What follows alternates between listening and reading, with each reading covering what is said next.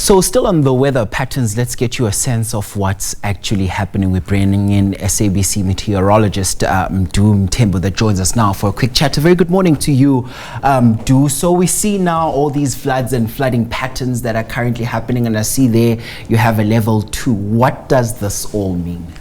Okay, a level 2 warning actually means that there is a high likelihood of the events happening, but then the impact is minor. So the more levels you go up, the higher the impact and also the higher the likelihood. So what happened in KwaZulu-Natal was that we had a level 4 warning, which means that is higher than 2, what we currently have right now. And it is what happened with the heavy rainfall along the coastal areas of the province. But going forward from today, there's no more warning for those severe weather conditions for KwaZulu-Natal. The warning is only in the central interior, as you can see here, in the Northern Cape, the Northwest and the Free State. But for KwaZulu-Natal, there's no more warning of heavy rainfall anymore. So if you can just perhaps in layman's, just break it down for us, exactly what is it that was happening in KwaZulu-Natal to see this wave of water just coming through to the province? Okay. Firstly, there was a tropical cyclone which was far away from South Africa in the Mozambique Channel. But the circulation around the tropical cyclone itself was drawing moisture from the Indian Ocean, and then that moisture was heading towards KwaZulu-Natal because the cyclone was over this area, and the circulation, the clockwise circulation of the wind around the tropical cyclone was drawing moisture from this warm ocean into KwaZulu-Natal, and there was also a trough system over the central interior. So a combination of the onshore flow of moisture and the trough system over the central interior converged along the coastal areas of KwaZulu-Natal, resulting in this heavy rainfall. So Mdu, what does Durban's geographical location have to do with it being one of the hardest hit provinces? I'm assuming that's actually a factor, as you've also just mentioned.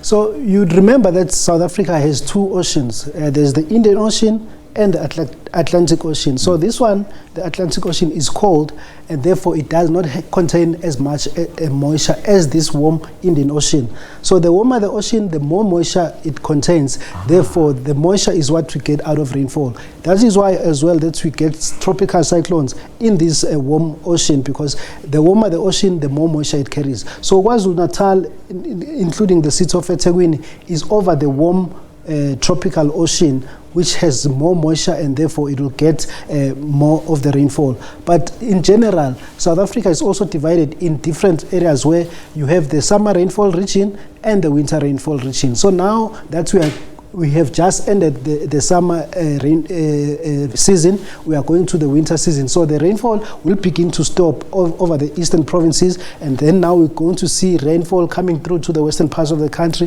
which receives rainfall in the winter seasons. So let's bring it back to Gauteng. This morning we also saw some wet weather conditions. It's still drizzling actually. When I was coming into work this morning, it was a bit of a mission also. Let's talk about that. And I know there's that all important encounter at the FNB Stadium with Sundowns and Orlando Pirate. Should people have their raincoats out for that? Yes, definitely. The rainfall that we are seeing here in the Gauteng province is very light, but it will persist for most of today.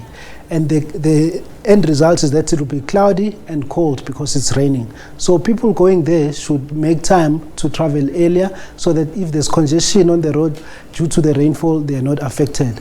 As well, driving should be as cautious as possible because the roads are wet. But the game itself, it will be raining during the game, which I'd say in my opinion, is good for the players because it's not cold, and therefore the players can run as much as possible. But for the fans in the stands, they need to have raincoats and umbrellas because it will keep raining on and off, because at the end of the day it will be cold. They also need to bring their own jackets.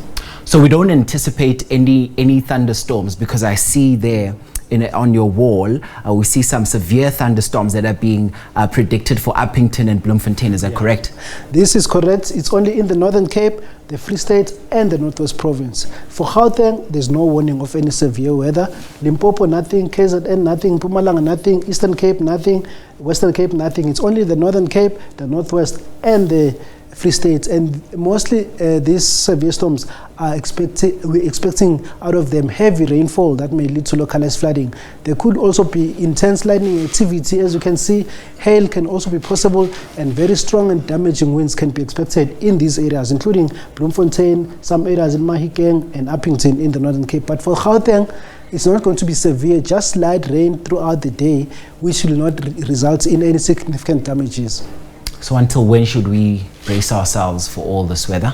So as I mentioned that we are coming to the close of the rainy season in the east, we should begin to see the rainfall decreasing rapidly going to the winter season, such that by the winter the storms will be gone. But for the next week, starting tomorrow, there is still a very good chance over the central interior. There's still a 60% probability of rainfall here, which might also lead to localized flooding. But further eastwards in Gauteng, Limpopo and Mpumalanga, only a slight chance of rainfall for the rest of the week. Sure, do I tell you, all this weather is putting a damper on things, but thank you so much. We will keep crossing fingers to hope that at least it clears up in no time. Thank you very much for that. That is, of course, SABC News meteorologist Mdum Tembu giving us a breakdown there of some of the weather and the weather patterns that we've been seeing in parts of the country.